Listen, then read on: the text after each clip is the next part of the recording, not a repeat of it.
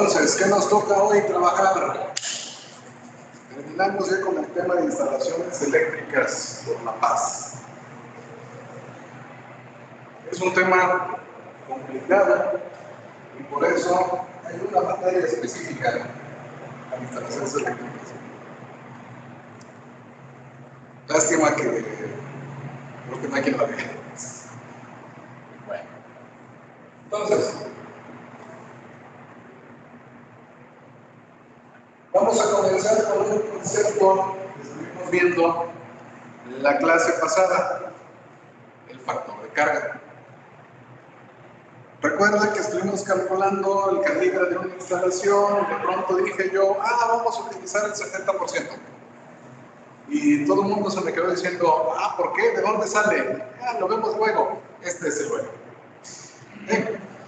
Entonces, en ingeniería eléctrica, el factor de carga es la carga promedio que va a tener toda nuestra instalación, pero la vamos a dividir por la carga máxima en un periodo de tiempo específico. No todas las instalaciones van a tener todos los componentes funcionando al mismo tiempo. Como no van a estar funcionando todos al mismo tiempo, la carga que va a representar el sistema va a ser menor del total con el que calculamos la instalación. Esta medida nos permite trabajar con cargas medias que van a ser mucho más fáciles de proveer electricidad. La Comisión Federal de Electricidad necesita conocer la carga del sistema para saber si va a ofrecer más o menos cantidad de energía. Porque la energía eléctrica que no se usa se desperdicia. Y tomando en cuenta que la generación de electricidad suele requerir un combustible, necesitamos saber cuánto combustible vamos a estar quemando. Y por combustible quiero decir diésel, agua, aire o energía nuclear. Todo necesita llevar un control de la cantidad de energía que se va a estar produciendo para saber cuánto tiene que estar dando el sistema en un momento dado. ¿Quiénes tienen el mayor problema de esta carga media? Las industrias. La parte residencial es la que consume menos. Las industrias consumen mucho y los comercios consumen intermedio. Y vamos a hacer un pequeño ejemplo. Vamos a suponer que tenemos una empresa que está utilizando una demanda máxima de 436 kilowatts y utiliza a lo largo de todo el tiempo, vamos a suponer que es una facturación mensual, para facilitarnos las cosas. La CFE nos lo da bimestral, pero aquí vamos a hacer por tonterías. Utiliza 57.200 kilowatts, esto es, ya utiliza 57 megawatts, ya son muchos watts. Tiene 30 días el periodo de facturación y vamos a ver cuál es su porcentaje de uso del día. Tomamos la carga media, o sea, la utilización total, que son los 57.200 kilowatts hora. Lo ponemos en la parte de arriba de la ecuación y en la parte de abajo lo ponemos 30 días de facturación por 24 horas al día por 436 kilowatts en la hora de máxima demanda. Lo multiplico por 100 y mi factor de carga es el 18.22%. Entonces, en el ejemplo de la clase pasada, hubiéramos tenido que multiplicar por 0.18 en vez de 0.70. Pero no podemos conocer estos datos de una residencia, porque las residencias tienen problemas de cálculo. ¿Por qué? ¿Cuánto tiempo estás en tu casa? Todos van a estar montos de tiempo diferentes en casa.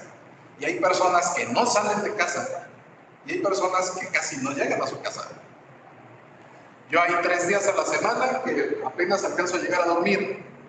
Y 2 días a la semana que no puedo salir ni a la esquina. Y eso que enfrente tengo un Oxxo. De tantas cosas que tengo que hacer. Entonces, yo soy un ejemplo atípico. Ustedes, como estudiantes, probablemente tengan un ejemplo más típico. Tienen ciertos horarios, van a estar fuera en ciertos horarios, van a estar en casa en ciertos horarios, van a estar renegando de estar en casa en otros horarios, van a estar renegando de no estar en casa en otros horarios, en especial si llueve. Pero más o menos pueden controlar sus horarios. Yo no, por la naturaleza de mi trabajo, no puedo. Entonces, este factor de potencia lo vamos a definir solo en un circuito de corriente alterna, como la relación entre la potencia activa y la potencia aparente. ¿Qué diferencia hay entre la activa y la aparente? No está. ¿Qué milagro? ¿Por qué? ¿Dónde está? La medida de la capacidad de una carga para absorber potencia es la potencia activa. Generalmente vamos a consumir toda la potencia que nos da un circuito eléctrico cuando tengamos un sistema puramente resistivo. Lo malo es que ya no tenemos cargas puramente resistivas. Si nosotros tenemos elementos inductivos y capacitivos, ideales sin resistencia, su carga, su factor de potencia sería equivalente a 0. Porque estos van a estar consumiendo energía antes o después de que llegue el voltaje. El voltaje no es energía, el amperaje es energía.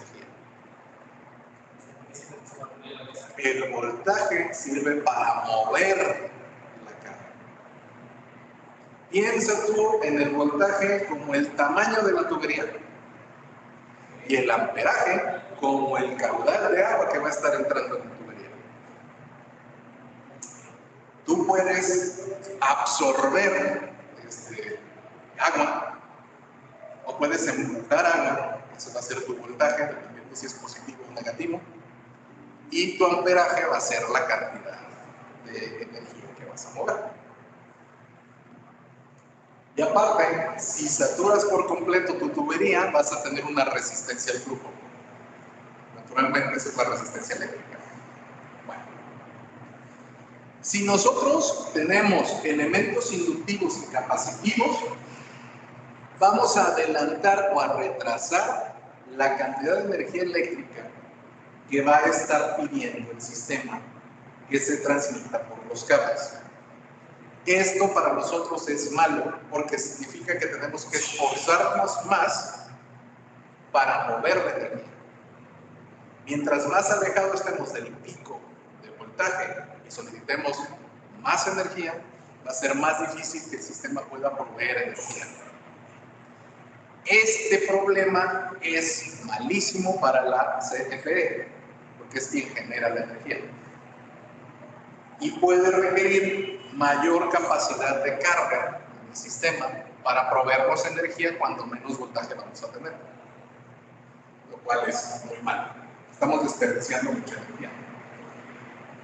Si nosotros tenemos un factor de potencia adelantado, significa que vamos a solicitar corriente antes de que llegue el voltaje.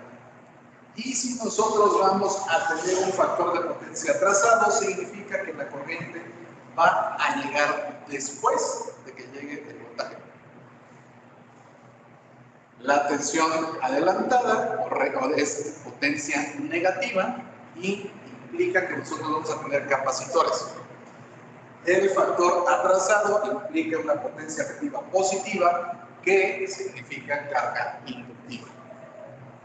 Si nosotros combinamos carga capacitiva con carga inductiva, reducimos el tiempo en la práctica de dependencia del voltaje, porque los capacitores almacenan carga y los inductores almacenan voltaje. Es la descripción más fácil que se me ocurre ahorita. Entonces, si yo pongo una carga inductiva junto con una carga capacitiva, se van a estar retroalimentando las cargas y los voltajes. Y el resultado es que en la práctica van a funcionar como una resistencia. El gran secreto de las instalaciones eléctricas modernas es que todo tiene al mismo tiempo inductores y capacitores. Hasta una fuente de poder de computadora tiene capacitores y tiene inductores. Y esto facilita que el consumo de energía sea mucho menor. ¿Qué tanto? Una computadora común y corriente tiene suficiente energía como para cargar una computadora de 1990 durante 30 segundos.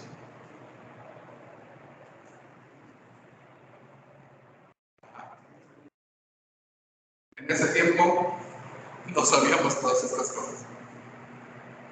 La ciencia y la tecnología han avanzado en su contexto. Bueno, conociendo entonces que tenemos factores capacitivos, factores inductivos y factores resistivos, podemos utilizar estos factores de potencia para reducir el consumo de nuestra instalación. Todo este rollo es para decir que podemos reducir nuestro consumo. No existe nada que sea puramente resistivo, nada que sea puramente inductivo, nada que sea puramente capacitivo. La única cosa que existía puramente resistiva eran los focos incandescentes. Y hace años que no se producen focos incandescentes. Y los que se producen se los fuman.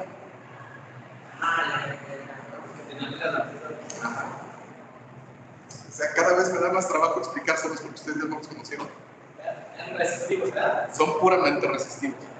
La otra cosa que queda, entre comillas, puramente resistiva, son las estufas que tienen resistencia eléctrica. Que tampoco se usan, porque gastan mucha energía. Y nosotros tenemos aparatos que combinan al mismo tiempo una naturaleza inductiva, como un motor de un ventilador, con capacitores. Porque, ¿qué función hace el capacitor? Proporciona un voltaje, de hecho proporciona una corriente, y hace que el motor trabaje más suave. Y si trabaja más suave, consume menos. Si consume menos, es mejor para nosotros. Así que un ventilador que hace 30 años consumía 450 watts, ahorita consume 50. Es un gran ahorro. Todavía tenemos luces, cámara de acción. Las luces de LED consumen todavía menos energía que las fluorescentes. Todavía tenemos muchas fluorescentes, pero cada vez tenemos menos. ¿Por qué?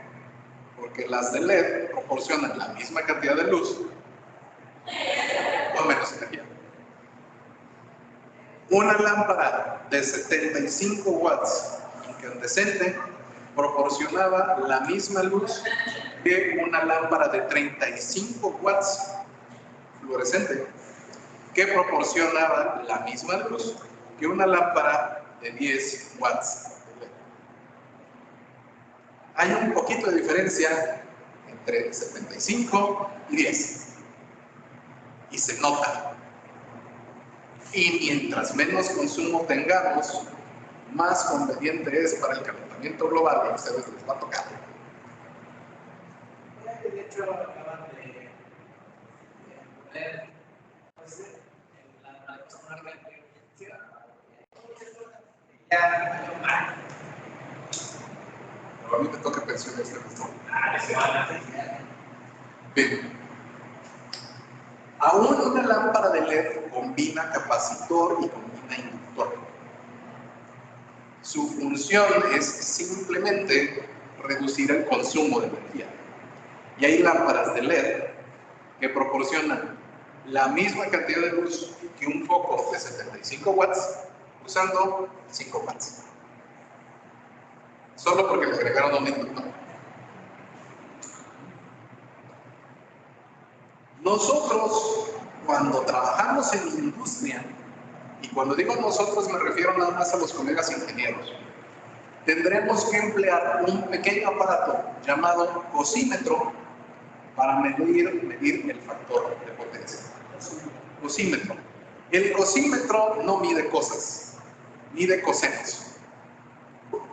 La forma de onda de la luz eléctrica es senoidal. Sube y baja, sube y baja.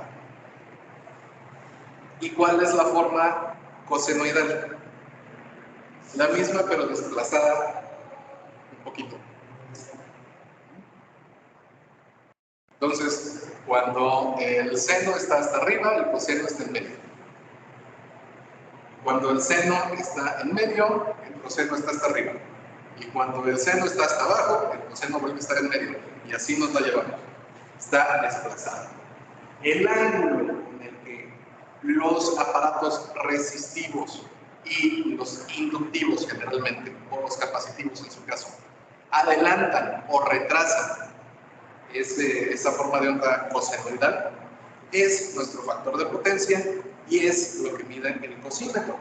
Sé que es un poco complicado de ver, de hecho tengo aquí un poquito más adelante una presentación más, una diapositiva más, pero esto, que no deberían estar apuntando porque no lo van a utilizar, es básicamente la descripción del factor de potencia. El factor de potencia es el coseno del ángulo que forman las fasores de la corriente y la tensión y genera una impedancia equivalente del sistema. Todo eso lo único que significa es que vamos a adelantar o retrasar la forma de onda, el voltaje y el amperaje según la cantidad de corriente que estemos necesitando en un momento dado. Y si tenemos suficiente capacidad y suficiente inducción, hacemos que sean exactamente iguales. Que es lo que nos interesa. Que nuestro consumo sea el óptimo. Y el consumo óptimo se da cuando tienes amperaje al mismo tiempo que voltaje. Y todo esto se ve así.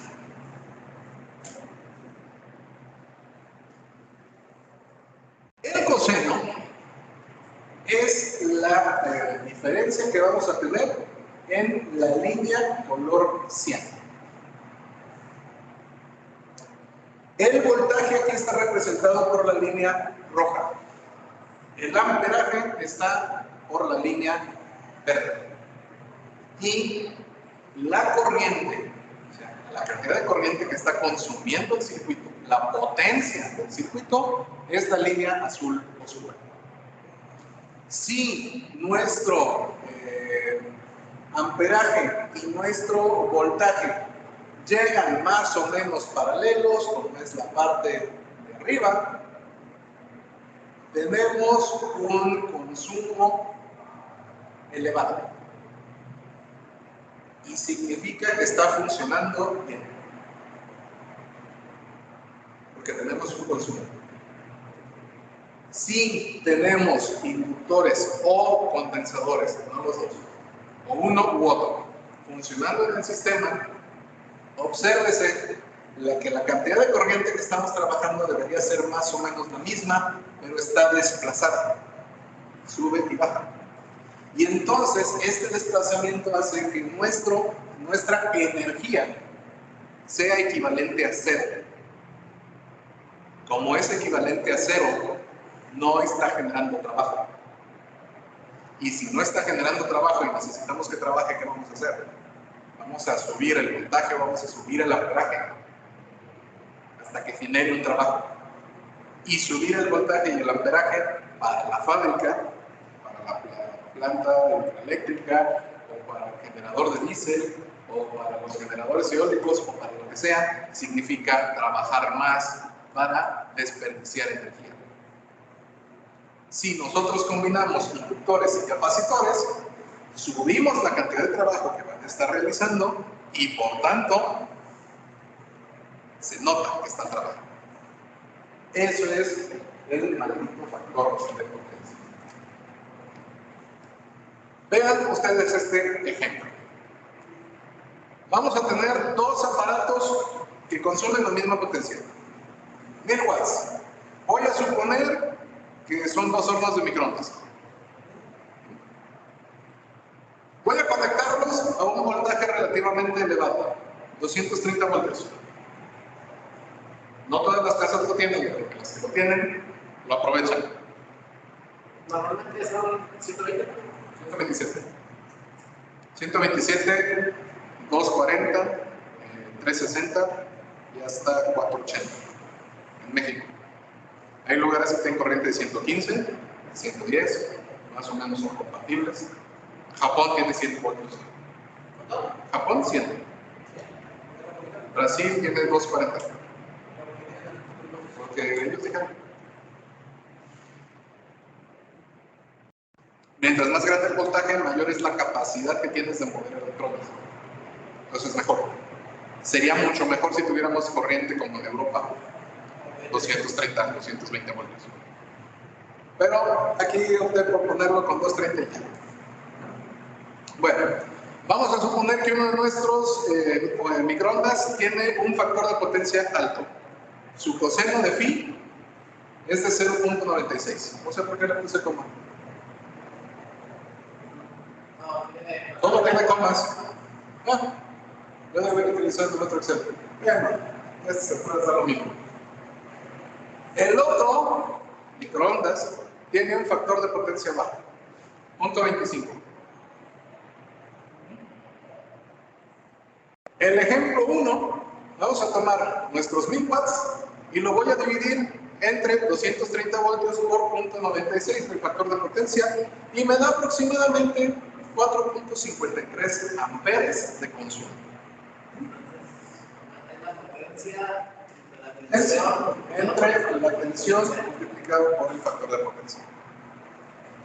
Y eso, si yo lo convierto a voltamperes, que es tan fácil como tomar 230 voltios por 4.53 amperes, me da aproximadamente 1042 voltamperes.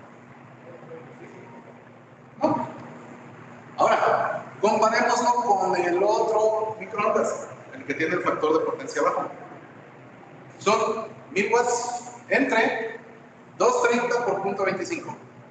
Consumo aparente 17.39 amperes. La comisión me va a cobrar esos 17 amperes, no los 4.53, los 17. Y saca tú la conversión de voltampere. 230 voltios por 17.39 amperes, sale aproximadamente 4000 voltamperes. Me sale más caro operar que el microondas 2 que el microondas 1. ¿Por cuánto? Casi 3 veces más caro.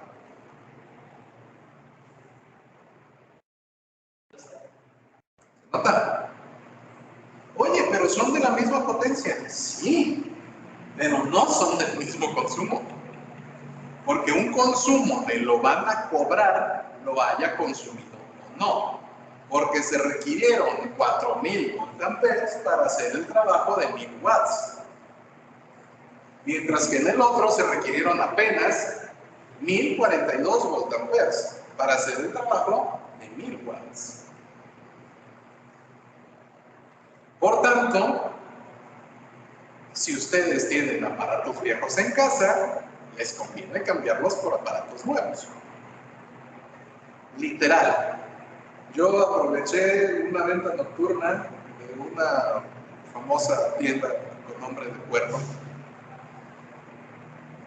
Me compré un refrigerador nuevo para cambiar el que tenía. Mi refrigerador viejo consumía 1000 watts. El refrigerador nuevo de la misma capacidad consume 150. 3 meses, se va a pagar solo.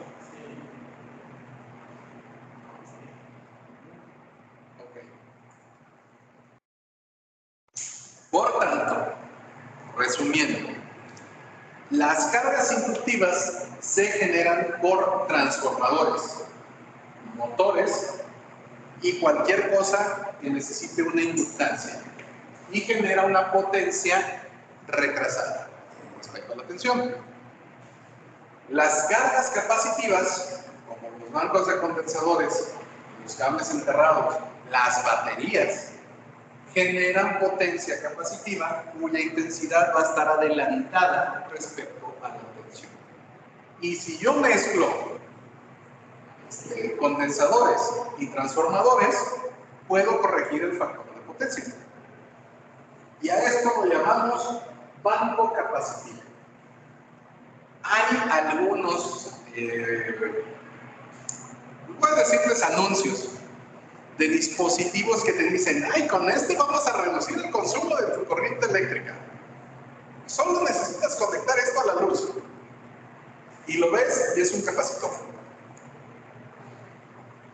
¿Funciona? Pues sí, en la práctica sí funciona. ¿Por qué? Porque va a corregir una inductancia. Lo malo es que solo va a corregir esa inductancia cuando está trabajando la inductancia. Si tu refrigerador, al arrancar su motor, genera la inductancia, el capacitor lo va a ayudar.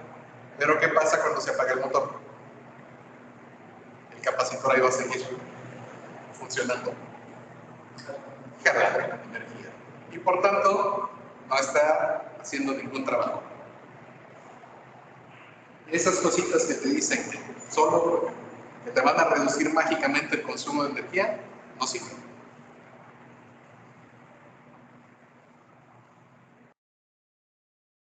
Entonces, la potencia aparente va a ser más grande mientras más pequeño tengas tu factor de potencia. Necesitas un factor lo más cercano a 1 para que sea lo mejor posible el consumo de energía, un consumo más limpio, irónicamente más ecológico. Y dado que la CFE te factura la potencia activa consumida, los costes de un factor de potencia bajo los va a tener íntegramente la comisión. Y la comisión lo que va a hacer es solicitarte que mejores tu factor de potencia o te va a subir el consumo. Y esto también me ha tocado verlo. Fue un caso particular de una clienta mía, de fue por otra cosa que me contactó. Y me comentó que tenía un consumo de luz muy alto, que si le podía recomendar a un electricista. Casualmente tenía ya un buen electricista y fuimos a su casa a ver qué estaba pasando. La señora tenía una casa, estaba llegando hace estamos en 2022, como en 2015 le estaba llegando de aproximadamente 1,500 pesos el recibo de la luz. Para una casa, pues era excesivo. Y terminamos encontrando que tenía un cable haciendo corto.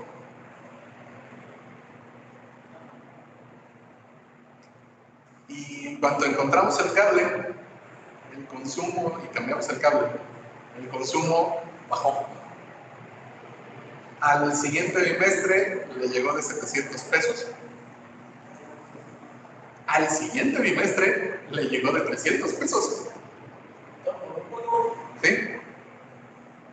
Y a partir de ese bimestre le cambiaron su tarifa de doméstica de alto consumo a tarifa normal y ahorita está pagando como 200 pesos.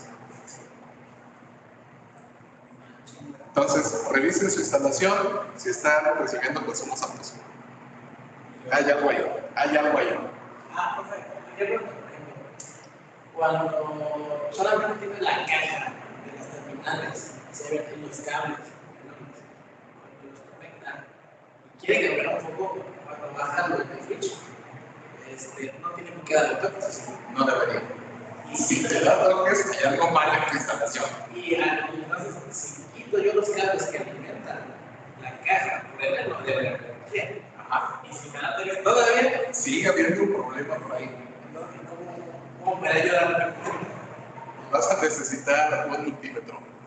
por ahí espero yo que tenga alguna diapositiva, porque sí lo tenía considerado, sobre el diagnóstico. Porque muchas veces el problema no eres tú, es la instalación que había. Una de las cosas que a mí me pasaba en una de las oficinas que teníamos era que abríamos una llave del agua y nos daba toques. Sí. Sí, eso es una vez. No debería. Pero sí hay excusas. Y el problema ahí resultó ser, después de revisar toda la instalación eléctrica del edificio, que alguien conectó la tierra física a una tubería de cobre. Y luego conectó mal la instalación del voltaje. Entonces estaba yendo por un cable vivo. De ahí aquí ya está el problema de los edificios. Cuando lo descubrimos fue así de, oye, ¿por qué este medidor está girando como si fuera un ventilador? Por eso.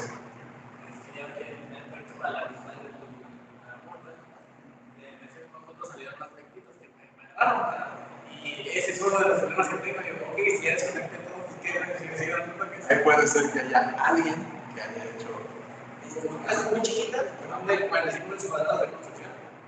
Y está pegado con los Ahí es probable que alguien cerca esté conectado a una tubería o que se haya conectado a un castillo y esté pasando de luz. Sí. Bueno. El multímetro es para el que hace lápiz, ¿no? No, ese nada más es sensor. El multímetro, de hecho, deberías tener un multímetro para medir amperaje, voltaje y resistencia. ¿Cuál es ese? Ahorita lo buscamos, pero lo buscas ahí en.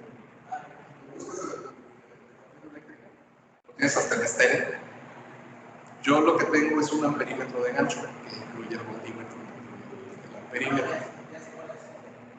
Y mi amperímetro de gancho ha sido muy útil para detectar estas cosas. El de gancho literalmente me detecta los amperes que circulan por un cable sin necesidad de conectar el cable. Funciona por inducción.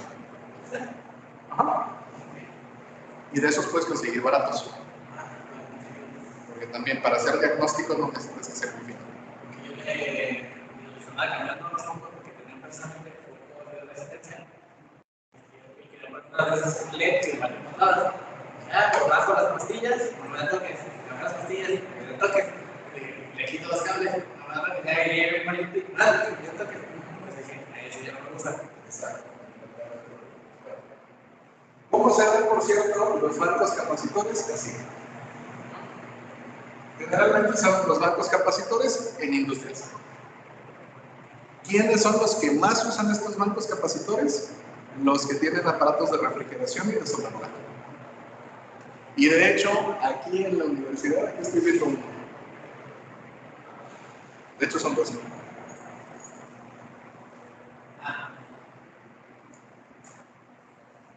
Está funcionando junto al aire acondicionado.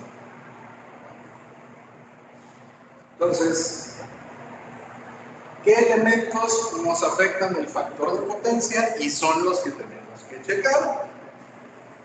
Básicamente, las bombas de agua, que esas pues, en realidad no tiene gran cosa que hacerse porque no van a estar trabajando todo el día. Los hornos y las estufas de inducción. Los hornos suelen ser resistivos, pero hay algunos que tienen inducción para calentar los elementos. Las lavadoras y las secadoras, por eso son de alto consumo. Y los cables de gran longitud. Los cables, cuando tienen una longitud excesiva, pueden funcionar como pequeños capacitores. Y si tienen ustedes una luz, una lámpara LED, que cuando la apagan sigue prendida, es porque su cable es excesivo.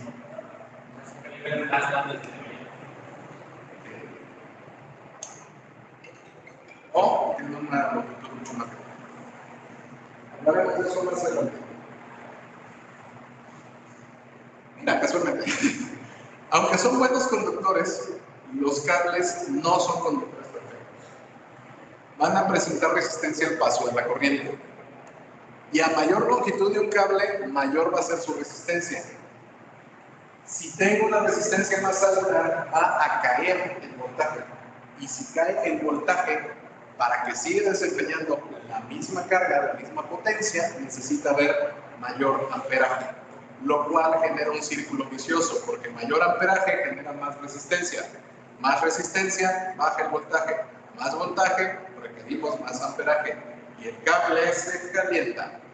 Y recuerden de la clase pasada que vimos que había cálculos para el cable de 75 Celsius y de 90 Celsius, es por esto. Nosotros tenemos que compensar estas temperaturas. Los cables se calientan. Ustedes chequen, si tienen una extensión, el cable se calienta. El paso de la energía genera mucho calor. Y las extensiones suelen ser de un cable muy delgado. La mayor parte de las extensiones son de calibre 16. Y nosotros habíamos calculado que para los focos necesitábamos calibre 14. Entonces, una extensión que va a estar conectada a un aparato se va a calentar mucho más. Y las extensiones de cable más gruesos son más caras. Porque las van a vender más caras, no porque salgan más caras. Prácticamente la diferencia de costo de los cables es mínima. Pero pues, compras una de calibre 14 te la dan en 100 pesos, una de calibre 16 te la dan en 50 y una de calibre 12 te la quieren dar en 250 pesos. Pues, ¿cuál compras? Pues dame la barata. El más grande es el calibre, es el más grueso. Es en fracciones de pulgada. El cable del 14 es de 200 metros, ¿no? El resistencia de 612. Todos los cables alternos resisten 600 o 1000 centímetros. Y el 16 es más grueso que el 16 es más delgado. Son 16 partes de la pulgada. Es un 16avo de pulgada. El cable del 14 es un 14avo de pulgada. El cable del 12 es un 12avo de pulgada. El cable del 10 es un 10º de pulgada. El cable del 8 es un 8avo de pulgada. El cable del 1 es una pulgada, ese es el más grueso. Y el cable 0, porque gringos, significa 2 pulgadas. Y todavía hay doble 0. Porque aquí en la albañil, el cable de 16 y me relaja como más de 16 y me relaja como la extensión de un solo más de 16. Yo creo que era como mínimo era de 10. Bueno, es de 16. Los cables de uso rudo en extensiones suelen ser de 12.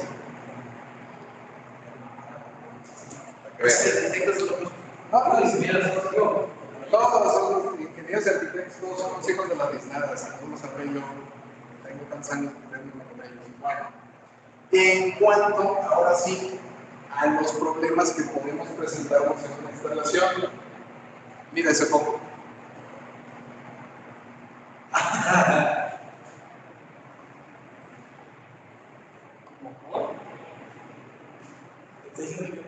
Que las accesorios de la rica que ya es muy común y pasa en casas de intereses hermanos. Porque todo el mundo hace un masacote con las instalaciones. Obviamente, tú abres esta llave y no toques. ¿Por qué? Finalmente trazamos. Porque hay un contacto eléctrico que está siendo corto.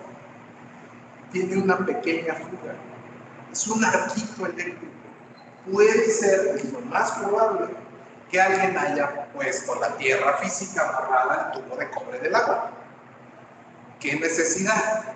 ¿Para qué tanto problema? Pues la verdad, por ahorrarse la tierra física, te está poniendo en riesgo. Porque si tienes la tierra física atada al agua y estás dándote un baño cuando cae un rayo, te lleva. Ese sí no me ha pasado, por fortuna. pero no lo dudaría. Y eso lo sé porque lo que sí me ha pasado son las regaderitas esas eléctricas que se ponen directo en la cebolla, que literal acercabas el dedo a donde estaba saliendo el agua y te daba toques. Te bajas y donde ya deja de estar en contacto el agua, ya forma globulitos, ya no te da toques. Por eso es 2 G3 seguro. Pero si estás muy alto y tienes el agua aquí encima, te va a dar toques esa cosa. O sea, hay que tener cuidado. Y todo es porque está mal instalada la tierra física. Eso es peligrosísimo. Tú no tienes que unir la tierra física de tus instalaciones hidrosanitarias ni al acero de una estructura, porque si no va a estar pasando esto. Todo debe estar unido a la tierra física y la tierra física debe distribuirse. Lo que vas a hacer es colocar varilla de cobre de tierra física dentro y fuera de la casa en varios lugares. No cuesta mucho la varilla de tierra física. La hincas a marrazo limpio y te disipa tu energía excesiva. Y vas a tener varias. Ten varias. No te ahorres 1,000 pesos. Auméntale la seguridad de tu casa. Basta con que tengas 2. Una en donde está tu medidor y otra adentro de tu casa. Y con eso ya estás protegido. Y yo pondría la varilla de tierra física cerca de donde está tu baño. El baño. Porque es la zona más húmeda. Y entonces va a conducir mejor la electricidad. No dentro del baño, cerca del baño.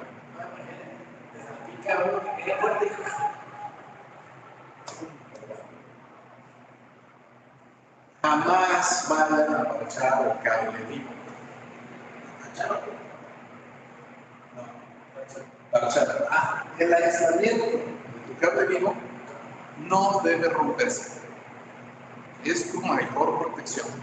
Del cable neutro no vas a tener tanto problema, porque se supone que no va a estar circulando por ahí cuando desconectes la luz.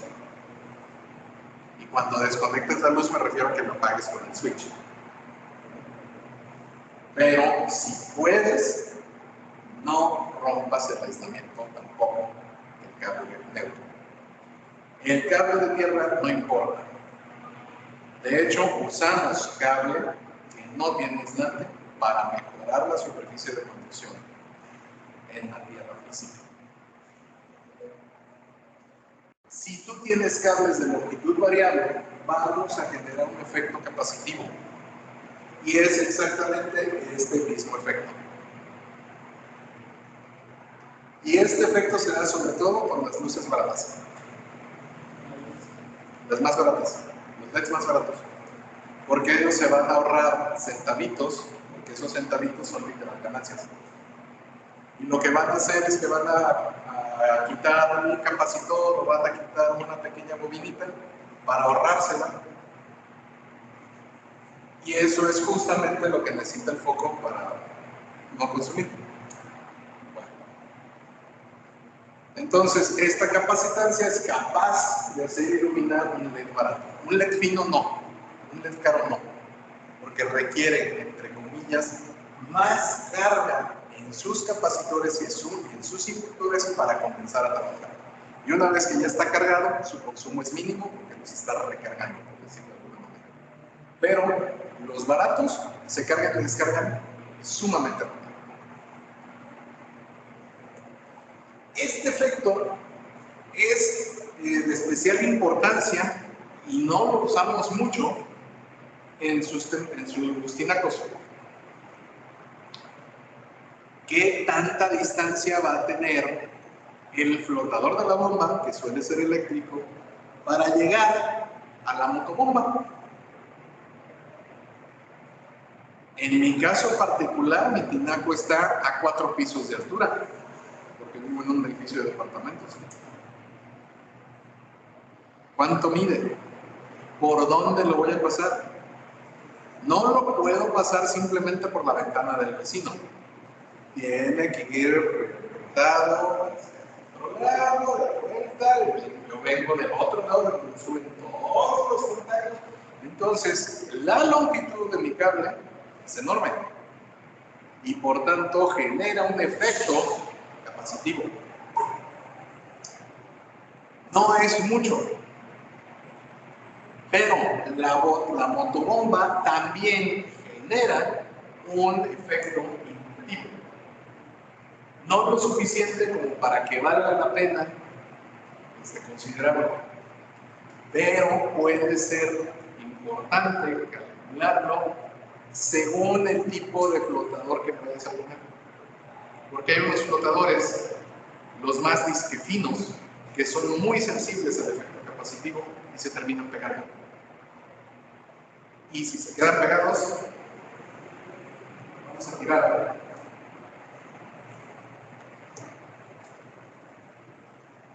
Y esto se va a complicar cuando tienes dos suministros de agua a la bomba.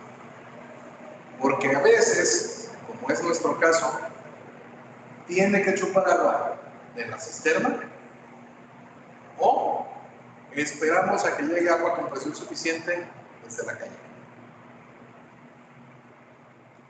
Si el efecto capacitivo es muy fuerte y la pichancha no se abre, el flotador no va a hacer que actúe mi bomba.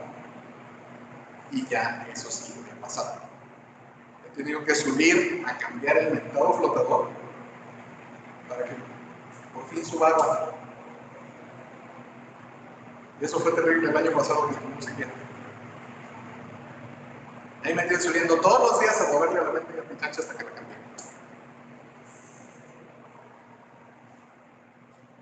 Y también es importante, aquí se los ponemos otra vez, su bomba, por favor, tengan cerca un interruptor de emergencia. Por si la bomba está funcionando continuamente y necesitan detenerla. Sobre todo porque si las bombas están funcionando en vacío, se echan a perder.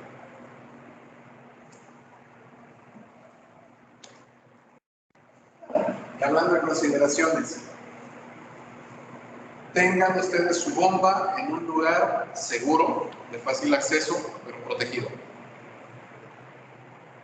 ¿Cuántas veces no recibirán llamadas los fontaneros de oye, ya no funciona mi bomba? Y ahí va a salir y resulta que fue el perro que se comió los cables.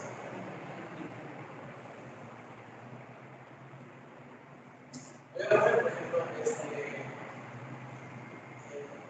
una bomba y el cable de la bomba que va a la luz por X y razón no alcanza el enchufe cuando la quiere conectar, obviamente ahí no hay nada de una extensión. Cuando la conecta, si solamente la extensión se quema, ¿qué significa? Que el cable de la extensión era muy delgadito. Las bombas traen mucha. Y si estás haciendo una extensión muy delgadita, se van a quemar. Los motores de ahora ya incluyen capacitores, los de antes no. Entonces, una bomba de 1 caballo de fuerza de ahora consume la tercera o la cuarta parte de energía que una bomba de hace 20, 25 años. Lo que tienes que checar ahí también.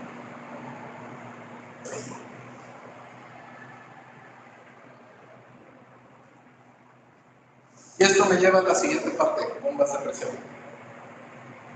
Esto me hubiera gustado dárselos en las hidrosanitarias. Cuando tengamos que utilizar una bomba de presión, sobre todo para conectar un calentador que vaya a una regadera, esta llave tiene que tener tierra física aislada. Porque es una zona en la que estás en capacidad de darle un corto a alguien cuando se esté dando palabras. Si una bomba presurizadora tiene un corto, se va a ir por la ruta más fácil. Y la ruta más fácil suele ser el agua. Y el agua en México no es pura. Tiene materiales en suspensión. Y puede ser altamente conductiva. Y si estás bañándote y sientes que te entra un rayo por la cabeza, es lo último que vas a sentir.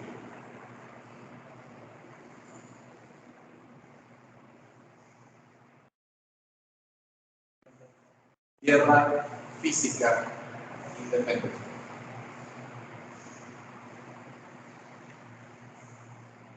Y estas bombas requieren un cable más grueso.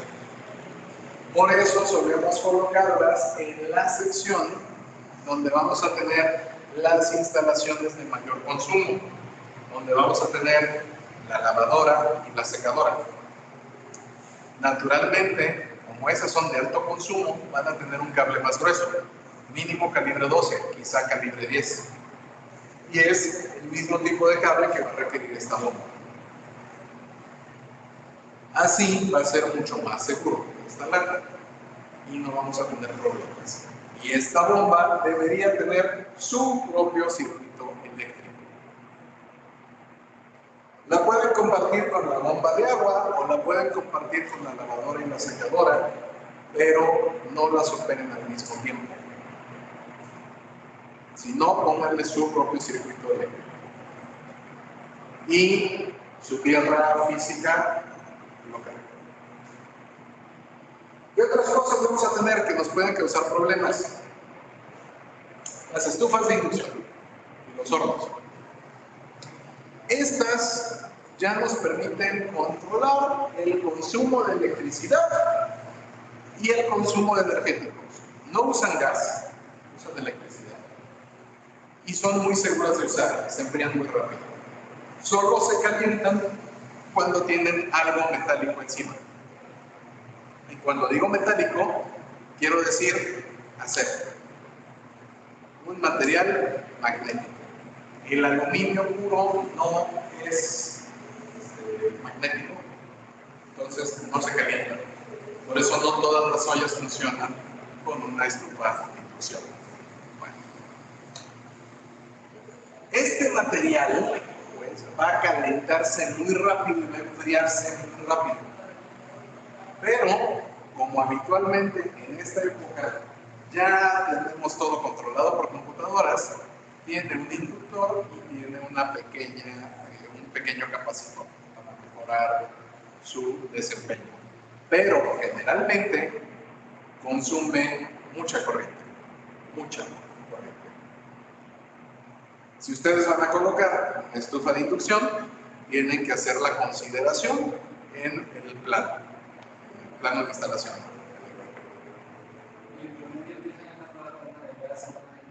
En México una de gas, ahorita una de gas, porque afortunadamente tenemos mucho gas. Pero si has notado que está subiendo el precio del gas y cocinas mucho, puedes darte el mejor resultado en estufa de inducción. Yo en mi caso particular estoy consumiendo un cilindro de gas de 30 kilos cada 6 meses. Entonces, no afecta mucho.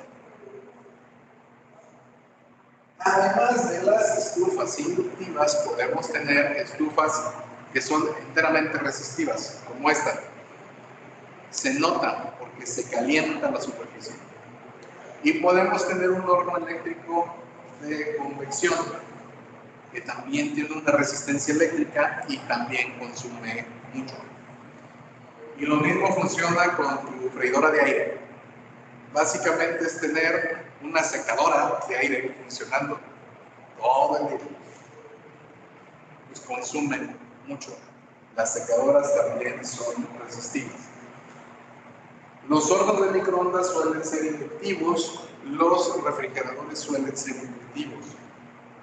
Entonces necesitan tener capacitores, muchas veces ya los integra el mismo diseño para consumir menos. Pero también son aparatos de alto consumo y los tenemos que registrar si sabemos que se van a utilizar como parte del diseño. Todos los hornos y todas las cosas en realidad que tengas tú en tu cocina deberían estar de manera independiente. una instalación para la cocina, una instalación para servicios, una instalación para luces y una instalación para todo lo demás. Yo soy de la idea que deberías tener 4 pastillas térmicas en una casa. Se los dije desde la semana pasada. Y de preferencia, por lo menos 2. Pero yo de preferencia 4. Mi casa tiene 2. Porque pues, es un departamento chico y lo estoy rentando. Pero yo puse la segunda pastilla. Dividí la instalación. No, no me importó.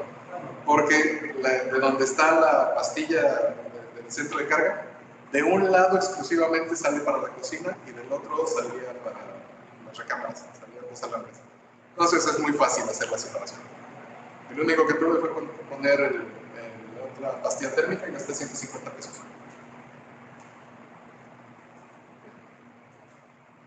Todos sus contactos tienen que ir aterrizados en conexión. ¿Qué pasa si tengo otros aparatos de alto consumo? ¿Qué pasa si tengo lavadoras y secadoras?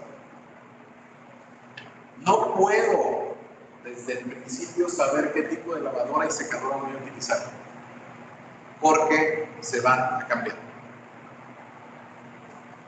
Las lavadoras que usaba mi abuela no son las lavadoras que usó mi madre, no son las lavadoras que usa mi mujer, no era la lavadora que usaba yo antes de conocerla.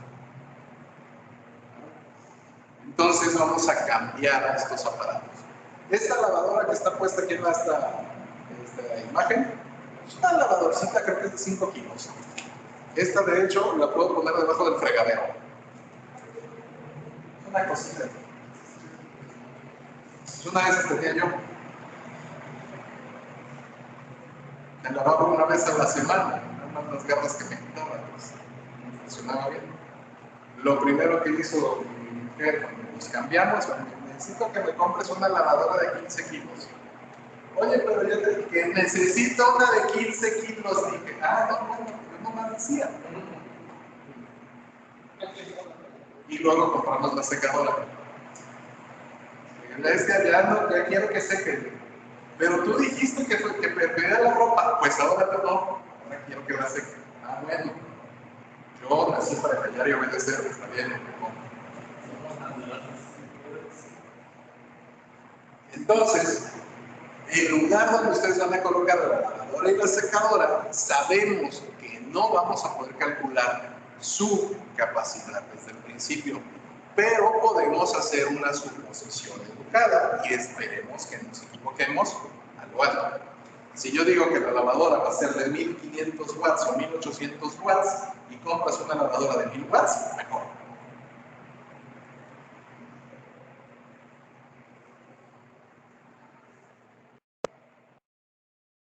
Y vamos a suponer que lavadora y secadora no van a funcionar al mismo tiempo. Pero pueden funcionar al mismo tiempo. Sobre todo si tienes que hacer toda la lavada el mismo día. Pones una lavadora y luego ya cuando acaba la lavadora, pones la siguiente carga y pasas la secadora y vámonos. Pues obviamente van a estar funcionando al mismo tiempo. Vamos a hacer nuestro cálculo como si tuviéramos el consumo de la lavadora y el consumo de la secadora separados, no en un solo aparato. Aunque tengas lavasecadora, considéralo por separado, es mejor que te sobre lo que te falta. Es posible que el área de lavado comparte el circuito con la cocina. De hecho, conozco arquitectos que ponen la lavadora y la secadora junto al refrigerador. ¿Por qué quieren? O sea, yo qué sé, a mí nomás me dijeron, aquí tiene que ir la lavadora, necesito que me pongas el mensaje. Y ¿por qué? Porque ahí dije que va a ir la lavadora y la secadora. ¿Pero por qué? Porque ahí dije. No, sí, ya sé que ahí dijiste que lo voy a poner ahí, se me hace una cosa interesante. Yo quiero saber por qué, quiero saber cuál es tu razonamiento para ponerlo ahí. Aparte que da muchísimo ahí, una general de calor y frío, entonces se va a joder un poco. Eso, yo quiero saber por qué. O sea, a final de cuentas tuvimos que poner una separación para que no se mezclaran las salidas. Y tuvimos que poner la ventilación al lado de la lavadora y la secadora y otra ventilación por detrás para el refri. Porque caía un pequeño hornito, literal. Eso sí, la casa siempre está calientita. Pero decía, ¿por qué? Bueno, porque así me dijeron, así lo pongo. Yo no sé por qué. Pero está tan interesante el ahorro de espacio que tienes con algunos de estos aparatos como esta torre de elevado, que puedes pensar, pues sí, le dejo un pedacito extra de casi para terminar la cocina junto a la puerta y lo pongo ahí, no pasa nada. ¿Pero por qué? Y ojo, hay secadoras que funcionan con gas y hay secadoras que funcionan con corriente eléctrica. La secadora de gas suele ser de 150 o 200 watts. La secadora eléctrica suele ser de 1500 watts. 1000 a 1500 watts. Entonces, ¿cuál pondríamos? La peor circunstancia posible que se nos ocurra. Es mejor si ustedes ya tienen una lavasecadora completa. Porque entonces sabemos desde el principio que no va a funcionar la lavadora y la secadora al mismo tiempo. Porque literal no puedes estar secando y cambiar agua. Y si tienes una secadora de gas, no la pongas junto a tu cilindro de gas. ¿Riesgo? ¿Se va a prender? ¿Qué pasa si hay una fuga? Recuerda que la fuga no la ves, si acaso la hueles. Y si la fuga sucede cuando tú estás fuera y no hay nadie para oler, puede ser boom. Sobre todo porque he visto que ya hay lavadoras y secadores que funcionan con Alexa. ¿Qué? Alexa. De hecho, si alguien está ahorita en casa ahí, Alexa, dime qué hora es.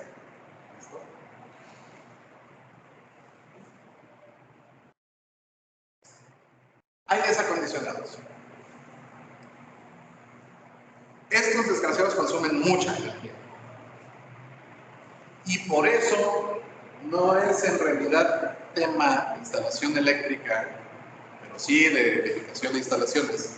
Si ustedes ponen un impermeabilizante bueno, pueden reducir la temperatura general de su casa.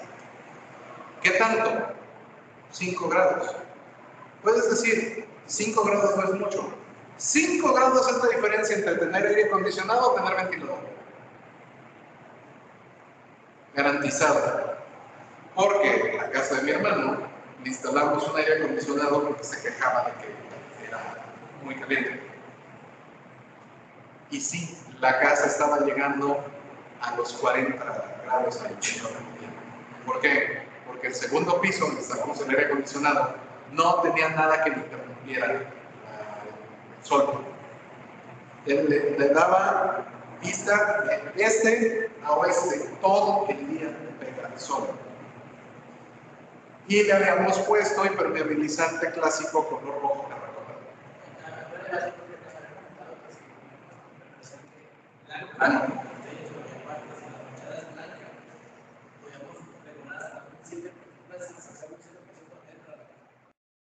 En el caso particular de la casa de mi hermano, pusimos impermeabilizante blanco de caucho aislante. La temperatura interior bajó de 40 grados a 35 grados. Con 35 grados ya no necesita tener prendido el aire acondicionado, solo el ventilador del mismo aire. Y le baja a unos cómodos 28 grados. Temperatura de mangas de camisa. Estamos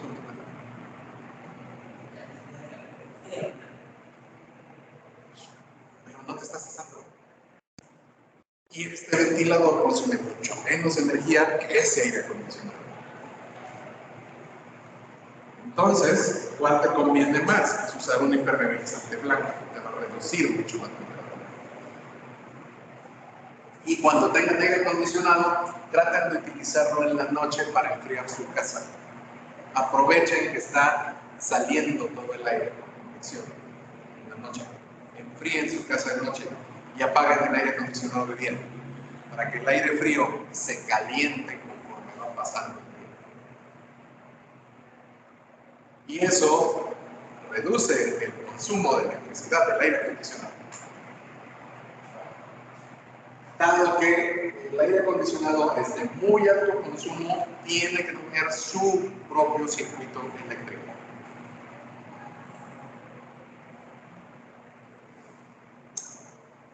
Y vamos a los contactos. Entonces tenemos que hacer un cálculo. Ningún equipo eléctrico lo vamos a alambrar directo a la instalación. Todo tiene que alambrarse por medio de enchufes y contactos. Todo. Nada directo. Necesitamos poder desconectarlo para darle mantenimiento o cambiarlo de lugar. ¿Dónde vamos a tener cada uno de estos contactos eléctricos? Donde nosotros lo necesitemos. Eso de que el contacto tiene que estar a 35 centímetros desde el nivel de piso terminado es un invento de arquitectos. Para que no se note que está ahí el contacto. Ustedes pueden colocarlo donde lo necesiten. Tan es así que yo coloco mis contactos a 1,20 m de altura. ¿Por qué? Porque no me quiero agachar para conectar y desconectar lo que voy a estar utilizando más comúnmente. Y para lo que va a quedar permanente, lo pongo yo a lo alto. Porque de todos modos se va a tapar por los muebles. Y solo aquello que va a estar conectado casi a nivel de piso, se coloca a nivel de piso. ¿Cuántos contactos van a colocar ustedes? Cuantos sean necesarios. Siempre van a necesitar un contacto más seguro en el piso.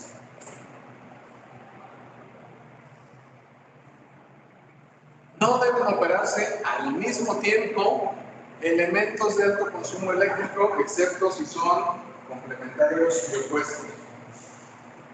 O sea, cargas capacitivas o inductivas. No hagan funcionar al mismo tiempo todos los aparatos, porque van a generar un consumo altísimo y pueden sobrecargar una instalación. Recuerden del cálculo de la clase pasada, asumimos ciertas condiciones y esperamos que no se superen, pero aún con el mismo cálculo del cable supimos que había la posibilidad de que se superaran muy seguido. La mayor parte de los aparatos modernos ya incluyen la corrección de factor de potencia en su diseño. Los modernos, los viejos no.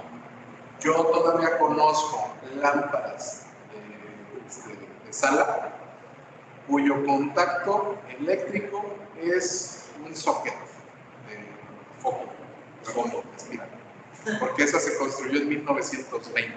¿Sabes cuándo va a tener factor de potencia esa cosa? ¿Cuándo va a tener una corrección? Más. Y lo que nos sigue a nosotros es hacer la comprobación de carga.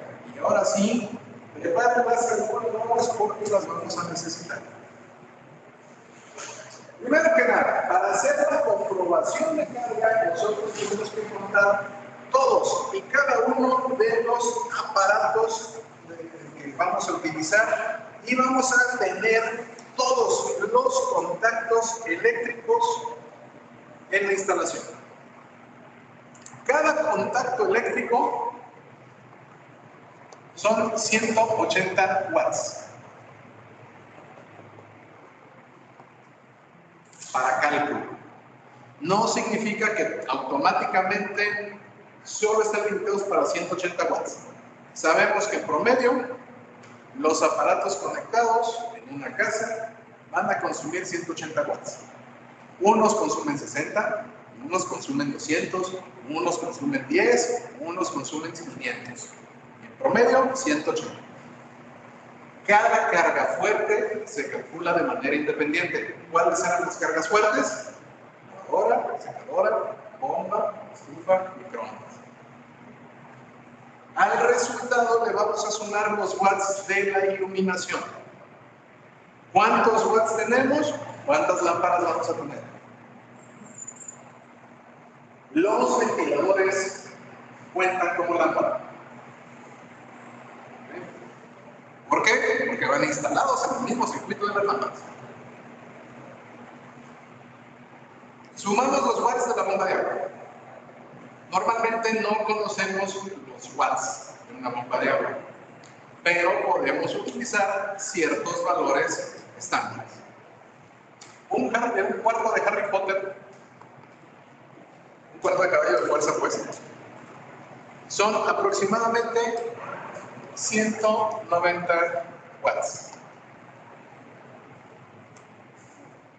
¿Qué dije? Un medio Harry Potter son 380. ¿No le puse 360? Bueno, 380. Luego tenemos 3 cuartos de Harry Potter.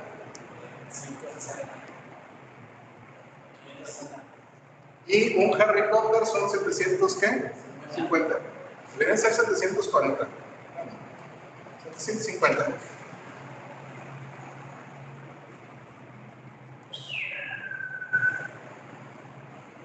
Un horsepower.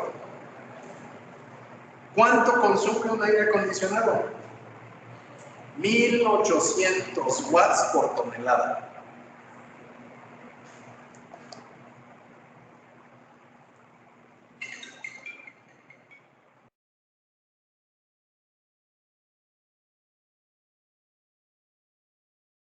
Sí, es un aire acondicionado de tonelada y media. 1800 por 1.5. Si es de 2 toneladas, 1800 por 12. Si es de media tonelada, 1800 entre 12. 1800 por tonelada. Sumamos la carga del refrigerador, lavadora, secadora y lavazapata. Si no encontramos los watts, vamos a buscar el amperaje. Todos los aparatos tienen una etiqueta o tienen una marca con el consumo. Algunos dicen 127 voltios, tantos amperes, y no dicen watts. Multiplica voltios por ampere y tienes watts. Si nada más dice que tiene amperes, por ejemplo, consumo 1 ampere, buscas los voltios de la instalación. Generalmente 127 por 1, 127 watts. Y así generas el wattaje. Luego, consideramos la diferencia entre la carga más fuerte del sistema y la carga más común del sistema, que va a ser el discriminante. Nosotros tendremos que dividir esto en secciones. Si rebasamos 5000 watts entre la carga común y la carga más fuerte, tendremos que tener una instalación bifásica. 2 fases, 230 voltios, 240 voltios, según los que nos ofrezca la conexión. Si son 10.000 watts, deberíamos conseguir una instalación trifásica, 330 a 360 voltios. Raramente en residencial necesitamos trifásica, pero la bifásica es muy común. Y es mejor, es preferible encargar de una vez la bifásica si sabemos que vamos a tener alto consumo, porque nos va a obligar literalmente a dividir la instalación. Y vamos a hacer un ejemplo, que prácticamente con esto vamos a terminar el tema. Nos encargaron a nosotros construir un departamento. Nos dan los planos y nosotros nos ponemos a hacer el cálculo. Resulta que en la habitación principal hay 3 contactos dúplex y una lámpara LED que va a ser de 20 watts. En la habitación secundaria, una lámpara LED de 20 watts y 2 contactos dúplex. En el baño, por alguna extraña razón, son 3 lámparas de 10 watts y un contacto. En la sala de estar hay 4 contactos dúplex, 3 lámparas LED de 5 watts, un timbre y un ventilador de 100 watts. En el comedor hay 2 contactos dúplex y una lámpara LED de 20 watts. En la cocina hay 4 contactos dúplex, 2 lámparas LED de 20 watts, un refrigerador de 200 watts, un horno de microondas de 1000 watts, un horno tostador de convección de 1250 watts. En la sala de servicios hay una lámpara de 20 watts, una bomba de agua de medio Harry Potter de fuerza, un contacto triplex y un centro de lavado de 1800 watts. Vamos a comprobar la carga del sistema. ¿Qué hacemos primero? Contamos todos los contactos.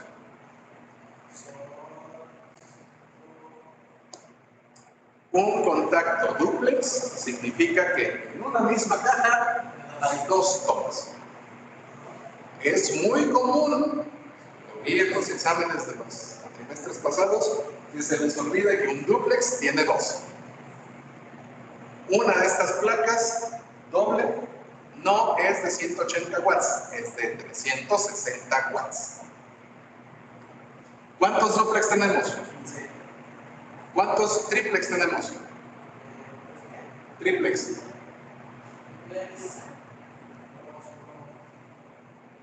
¿Y cuántos sencillos tenemos?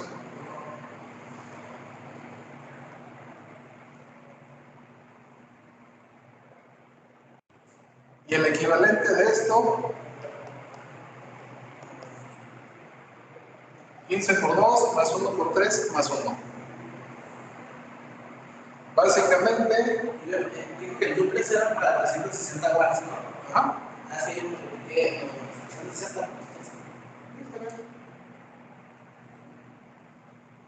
¿Cuántos duplex tenemos? ¿Cuántos triplex tenemos? Tenemos 30, 33, 34. 34 contactos. De 180. ¿Y estos cuántos watts van a ser?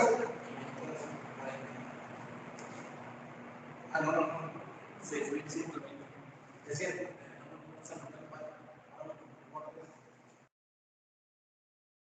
1120 watts. De puros contactos. Eso ya merita que esté en su propio circuito. Ahora, ¿cuántas luces vamos a tener? 1, 2, 3, 4, 5, 6, 7, 8, 9, 10, 11, 12. Tenemos 12 luces. ¿Cuántos watts van a consumir? 20 más 20, 40. Más 30, 60.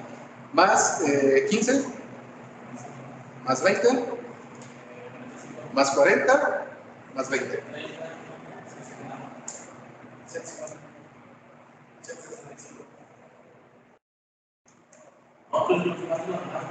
A ver, 20 más 20 más 30 más 15 más 20 más 20 más 40 165.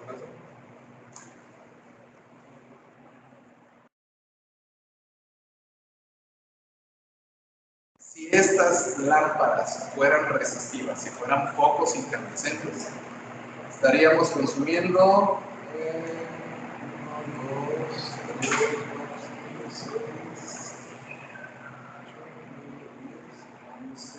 1100 watts.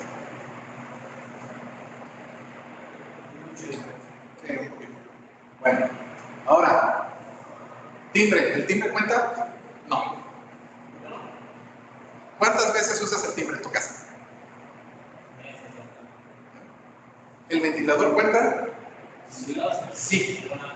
Como lámpara. Le tenemos que sumar 100 watts extra. Ajá. Ahora, ¿qué otras cargas tenemos? Bomba de agua. ¿Cuánto mide la bomba? Serio Harry Potter, 380 watts.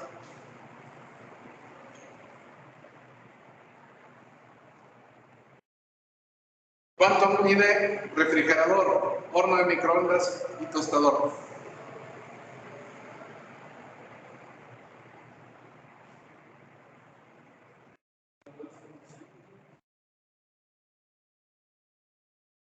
$450. Y el centro de lavado, 1800 watts.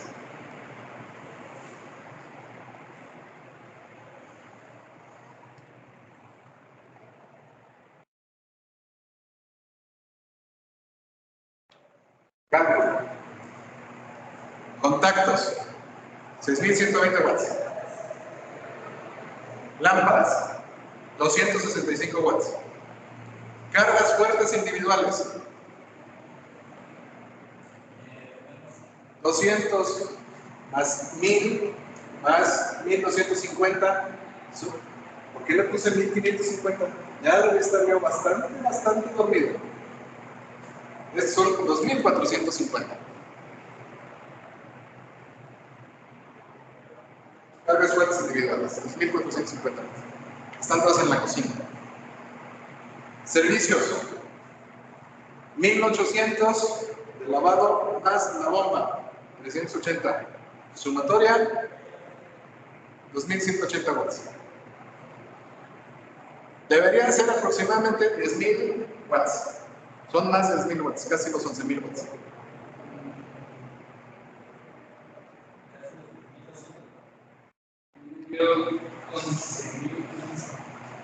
Sí, es que tiene que salir mal. Son los 11.000 watts. Entonces, ¿cuál es el que tiene la parte más fuerte? Los contactos. ¿Cuál es la segunda más fuerte? Las cargas de la cocina. Que deberían ser 2.450 contra 6.120. 6.120 menos 2.450, ¿cuánto es? 6.120 menos 2.450. ¿Son más de 5.000? Entonces no necesitamos separar. Checamos de todos modos los discriminantes. La suma más fuerte es la de contactos. Revisamos todas y cada una de las secciones. En la cocina vamos a tener 1440 watts de puros contactos. En la sala comedor, 2160 watts. En las habitaciones del baño, 1980 watts. Hay mucha diferencia con respecto a los 6120. Casi llegamos a los 5000, pero no son los 5000. ¿Necesitamos separar? No. Ahí está la segunda. Salvo el total de contactos, que es de 6120 watts, tenemos que revisar si en algún cuarto se exceden los 5000 watts. ¿Alguna de estas habitaciones excedía los 5000 watts? No. No necesitamos carga bifásica. Ahí está. Esa es la comprobación.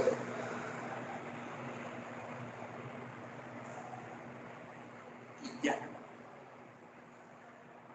No hay necesidad de hacer más cálculo para comprobar.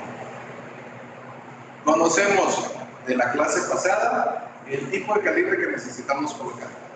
Y conocemos de esta clase si tenemos que separar o no en circuitos.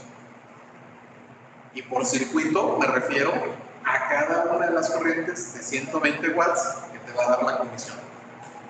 Necesitamos corriente monofásica para todo.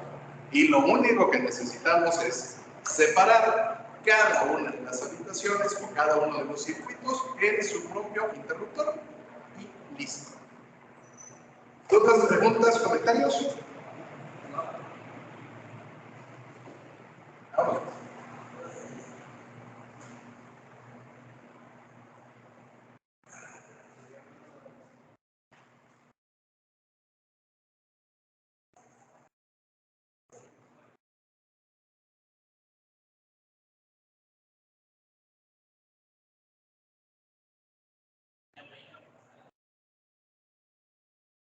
No pierdo nada.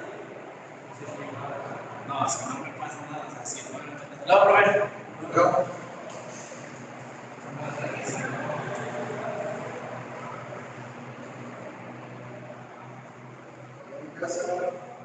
Después no se les olvide pasar lista. Nos vemos en la siguiente clase. Ya tengo fecha para su examen, por cierto, va a ser el día 8, ¿eh? El día 8 de agosto. Si no hay más por ver, pues veo la siguiente clase.